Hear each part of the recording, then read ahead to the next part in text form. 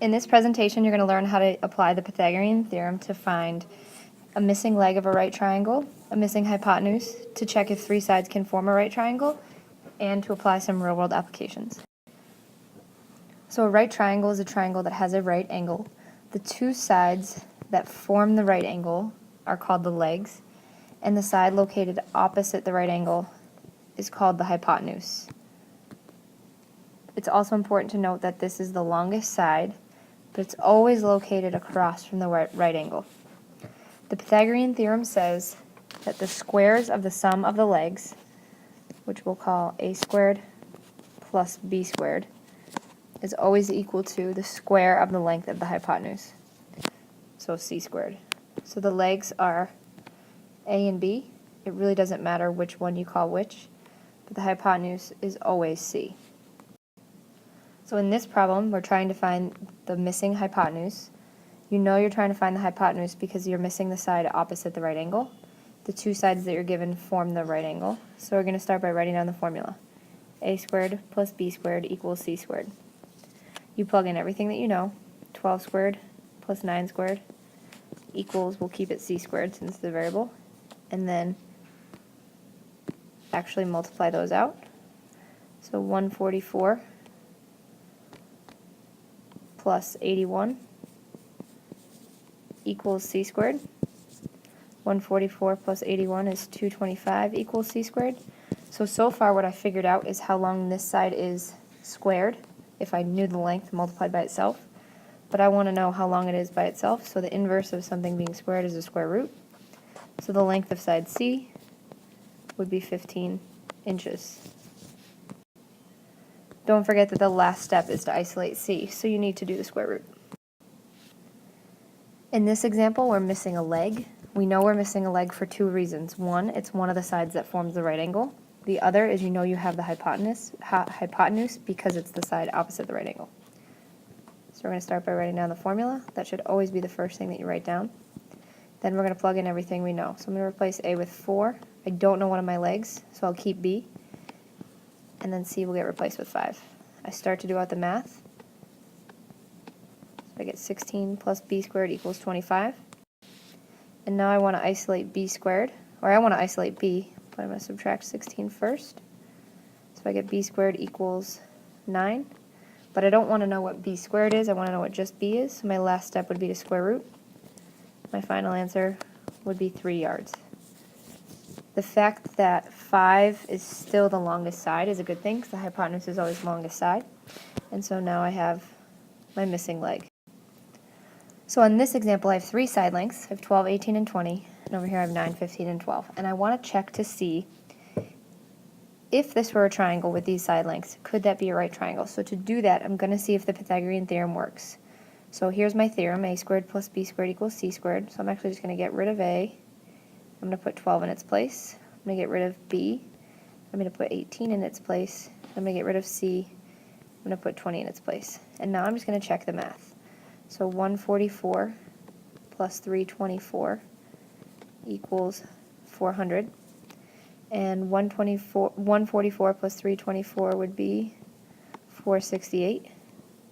So in this problem, the Pythagorean theorem didn't work. So the answer would be no. Those side lengths could not be a right triangle. On the next example, I'll get rid of A, B, and C again. And this time, when I go to replace this 15, since it's the longest of the 3 numbers, if it is a right triangle, which we don't know yet if it is or not, but if it were, it would have to be the hypotenuse. So I'm going to put it in the spot of C, and 12 would take B.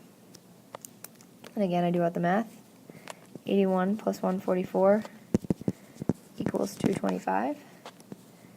And 81 plus 144 is 225, so this time the answer is yes. If they were a triangle, it would be a right triangle.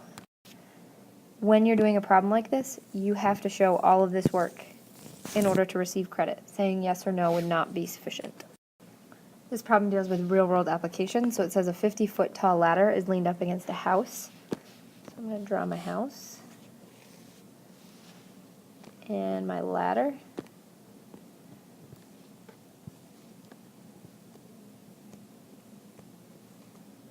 So here's kind of what's key about a problem like this, is when you lean a ladder against a house, it turns.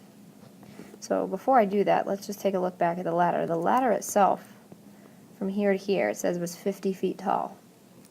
So when you turn it, this is the side that's 50 feet. Or actually, it'd look better if I do it over here. So that's your 50 feet. And then it says the foot of the ladder, which is right here, is 35 feet from the base of the house. So there's my 35. And we're trying to find how high the ladder can reach. So the house and the ground is your right angle. So this is a problem where you have one of the legs, which is 35, and the hypotenuse, which is 50. And so then you would do this out. And so you'd get 1225 plus b squared equals 2500. And then subtract 1225 from both sides. And you would get b squared equals 1275. And then we square root both sides. So b would equal 35.71 feet. Eventually we're going to learn a way to actually simplify this without using decimals or a calculator, but we're not there yet. In our last example, it says that a football field is 120 yards long by 55 yards wide,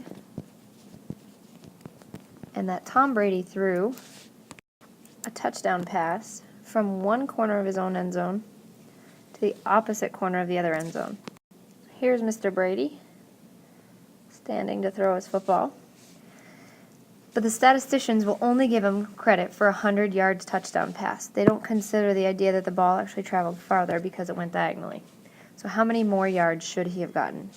So what we're really trying to find is the length of the diagonal distance across the field, which, because we're dealing with a rectangle, but then there's a right angle here, we're really dealing with a triangle. And we're trying to find the hypotenuse. So we have 120 squared plus 55 squared equals c squared, which would be 14,400 plus 3,025, which comes out to 17,425 equals c squared. And the last step is to square root, which means that he should have gotten credit for 132 yards, which would be 32 more yards.